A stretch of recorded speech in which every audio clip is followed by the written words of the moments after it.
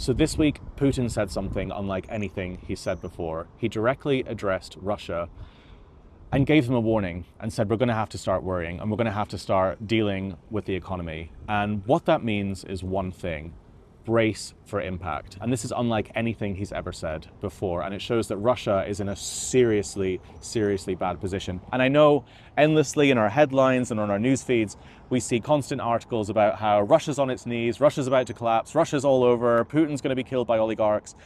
And it can feel a little bit repetitive, and sometimes it can feel a bit exaggerated. But this is genuinely different. And things like this have not been said by the Kremlin before. Putin only says statements like that when it's the last resort, when he can't hide it anymore. The very mentality of the Soviet Union is to basically live in denial, to pretend everything's okay right until the last second. And this proves that this is actually the last second. And inflation is about to go through the roof. There are also videos and TikToks coming out showing stores in Moscow selling a piece of bread that's been cut in half, folded over, put into plastic wrapping, because there's going to be a food crisis, because food is going through the roof and the prices of food is going through the roof. And if you look at some of the newspaper reviews that have been coming out every single day in Moscow, reviewed here by the BBC, they show exactly that. Economic problems feature widely in the Russian papers this morning. Russia's Minister for Economic Development, Maxim Reshetnikov, said that according to the current feelings of businesses, we are already, it seems to me, on the verge of going into recession. Sberbank CEO German Gref warned of a perfect storm. This relates to the high central bank interest rate and the Russian economy falling behind developed countries in terms of productivity. Housing and utility tariffs in Russia will increase. And again, statements, headlines like that don't come out about Russia unless things are in a dire, dire situation.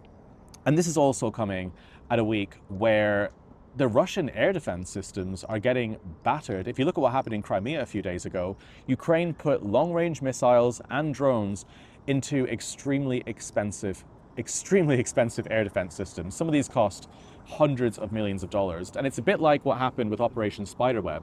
Planes that no longer have production lines from a country that can no longer afford those production lines were destroyed, and war is extremely expensive. And we have to remember as well, Russia's economy is smaller than Italy's. It's about $2 trillion. And this war is costing Russia about $200 billion a year. That's paying soldiers' salaries. Soldiers cost about $50,000 a year to feed them, to put them in positions, to put them in buses and put them on the front. And there's about 500,000 soldiers right now active on the front lines of this country, and it's expensive. And if it seems like Russia actually can't afford to continue the war in the way they've been doing it, then things are going to start turning drastically. And that is also, why church bells are ringing right now, because things are looking pretty up in Ukraine. And it's another reason why Putin is absolutely furious, because this week we had new sanctions on Russia. And if those sanctions come into place, I genuinely don't think that Russia will be able to survive it. There have already been projections that look like Russia cannot sustain this war past 2026. Because it's extremely expensive. In Ukraine, soldiers would basically fight here for nothing because they're defending their land, their country, their people. They know what they're fighting for. In Russia, they don't know what they're fighting for. They don't even know why they're there. And it's literally just for money. That's the reason people sign up. That's the reason people decide to come here and genocide and kill people. They wouldn't do it for free. Russians wouldn't do anything for free. And Putin knows that. Putin knows what would happen the second money starts to dry up.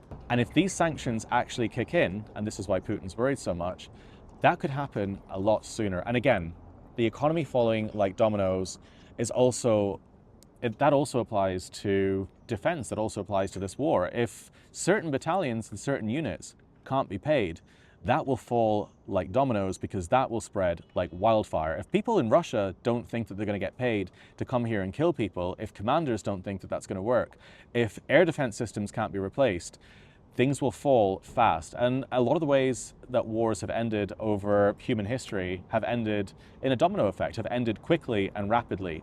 And that could genuinely happen. Again, if Russia enters a recession, Russian people won't care that much every single day. They're used to starvation. The Soviet mentality is very, very, very different to a democratic Western mentality. People put up with a lot more shit in Russia than they would here. They put up with starvation. They'll put up with the fact that 50% don't have running toilets in rural areas. Regular everyday people won't care if they don't get their pensions. But soldiers who get paid $2,500 a month to kill people in this country, they'll care. That's the only reason they're fighting. And $2,500 a month is a lot of money for Russia. That's 10 times the that's 10 times the monthly salary.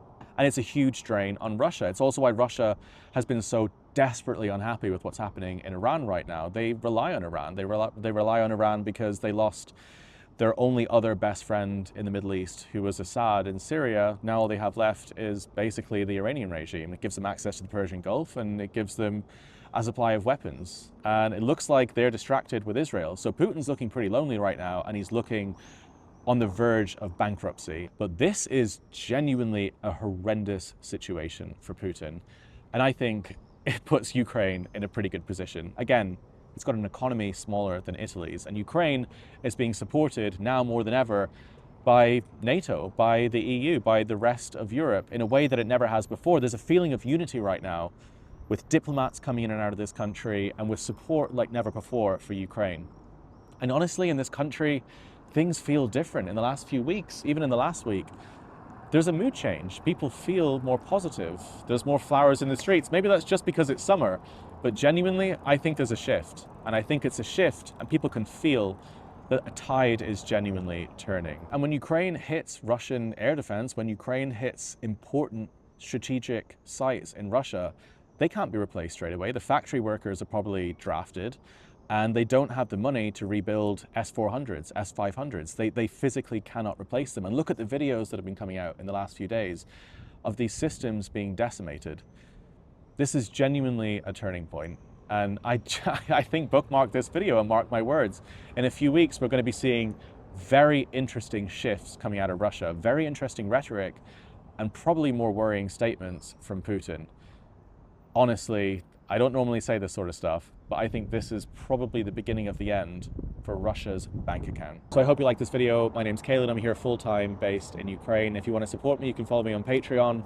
And currently I'm editing a documentary about the Carpathians, showing the true history of Ukraine, as well as a full feature-length documentary with my expose with Phidias, the pro-Russian MEP that I confronted recently. So if you want to see that content and you want to see more daily updates from Ukraine, hit subscribe to this channel. I speak to diplomats, I speak to journalists, I speak to soldiers, I speak to units, I speak to people here in Ukraine every single day to try and grasp what's going on and bring you as accurate as possible a situation on the ground. So if you enjoyed this video, please hit like, please hit subscribe, leave a comment, really helps the algorithm, and I'll see you next time.